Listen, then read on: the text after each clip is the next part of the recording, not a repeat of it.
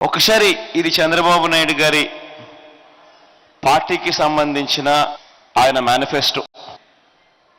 ఏకంగా 2014లో ఈయన ఎన్నికలకు వచ్చే ముందు ఇదే మాదిరిగానే రంగురంగుల కాగితాలతో ఆయన మేనిఫెస్టో రిలీజ్ చేసి అందులో చేనేతలకు సంబంధించి ఒక 2 పేజీలు కేటాయించాడు, 1.5 పేజీ కేటాయించాడు. 21వ పేజు 22వ పేజీలో కూడా కాస్తంత.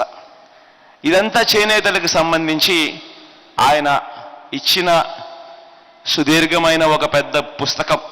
ఆ పుస్తకంలో చేనేతలకు సంబంధించి ఆయన చెప్పిన హామీలు 2014లో ఎన్నికలకు ముందు ఈ మాదిరిగానే తను ఒక హామీల పుస్తకం, ఎన్నికల మేనిఫెస్టో అంటూ ఇచ్చి, ఆ తర్వాత 5 సంవత్సరాలు ఆయన పరిపాలన చేసిన తర్వాత మళ్ళీ ఈరోజు తన నోట్లో నుంచి మేనిఫెస్టో, రంగురంగుల కాగితాలు అని తాను ఎప్పుడు చెప్తా ఉన్నాడు.